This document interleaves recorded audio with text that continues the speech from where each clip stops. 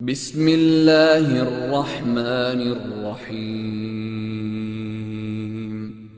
اللہ کے نام سے جو بے انتہا مہربان اور رحم فرمانے والا ہے۔ ایک شخص نے اپنا واقعہ سنایا، کہنے لگا کہ ہم بہت غریب لوگ تھے، میرے والد ایک ریڑھی پر بازار میں پھل بیچا کرتے تھے، اور میرے والد کا ایک چچا زاد بھائی تھا جو بیمار پڑا، فالج کا اٹیک ہوا اس کے اوپر، اور وہ بیماری اور قسم پرسی اور تنگ دستی میں مبتلا ہو گیا۔ کوئی رشتہ ناتا اس کا نہیں تھا سوائے ہمارے والد کے، لہٰذا میرے والد اسے اپنے گھر لے آئے اور جی جان سے اس کی خدمت کی۔ وہ روز ان کا بستر صاف کرتے، انہیں نہلاتے دھلاتے اور اپنے ہاتھ سے انہیں کھانا کھلاتے تھے۔ آہستہ آہستہ اس بیمار کی برکت سے ہمارے حالات بدلنے لگے، اور ریڑھی سے ہم نے دکان لے لی، دکان سے آہستہ آہستہ ہم کارخانوں اور فیکٹریوں کے مالک بنے، بنگلے اور گاڑیاں ملیں، اور اس دوران ہمارے والد اس بیمار بھائی کی خدمت کرتے رہے۔ میری والدہ کو طبعاً اپنے اس دیور سے نفرت تھی، اور وہ اس کی بیماری میں ان کی خدمت کے لیے تیار نہیں تھیں، اور میں چونکہ اپنی والدہ کی پرورش میں طبعاً میں بھی ان سے نفرت کرنے لگا، اپنے اس چچا سے۔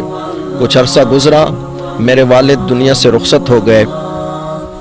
اب تمام کاروبار میری ملکیت تھا، تمام جائیداد میری ملکیت تھی، اور میں گھر کا سربراہ تھا۔ تو اپنے اس چچا کی چند دن میں نے خدمت کی، لیکن ان کی خدمت مجھے بڑی گراں اور مشکل محسوس ہونے لگی۔ تو ایک دن میں انہیں لاوارث لوگوں کے ادارے میں کفالت کے لیے داخل کرایا۔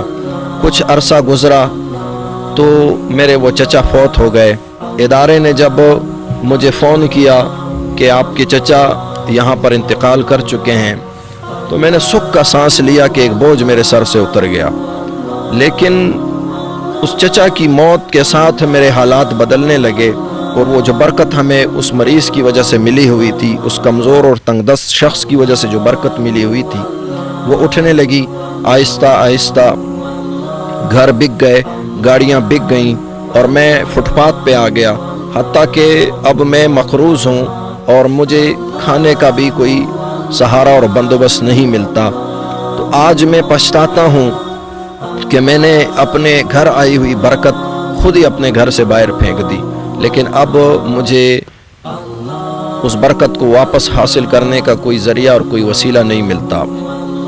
میرے عزیزوں، نہ جانے کتنے لوگ، کتنے ایسے بیمار اور نادار اور تنگ دست لوگ ہماری طرف اپنی نگاہیں اٹھاتے ہیں، کتنے ہی لوگوں کے حصہ کا رزق ہمیں ملتا ہے، اور کتنے ہی لوگوں کی برکت ہمیں مل چکی ہوتی ہے، اور ہم سے تقاضا ہوتا ہے کہ ہم ان غریبوں، یتیموں، مسکینوں، بیواؤں اور اپنے حصے میں آئے ہوئے ان تنگ دستوں کی امداد کریں، اور اپنی زندگی میں مزید برکت لے کے آئیں۔ تو اب جو شخص چاہتا ہے کہ میری زندگی میں وسعت، میری زندگی میں برکت آئے، میرے رزق میں وسعت اور برکت آئے، تو اسے چاہیے کہ وہ غریبوں کی، مسکینوں اور یتیموں کی کفالت کرے۔ اور جو شخص چاہتا ہے کہ میری تنگ دستی اور میری غربت اور میری تکلیفیں بڑھتی رہیں، تو وہ اپنے حصے میں آئے ہوئے ناداروں اور غریبوں کو اپنے گھر سے نکال دے، اپنے مال میں ان کا حصہ نہ دے، تو اس کی تنگ دستی اور غریبی بڑھتی رہے گی۔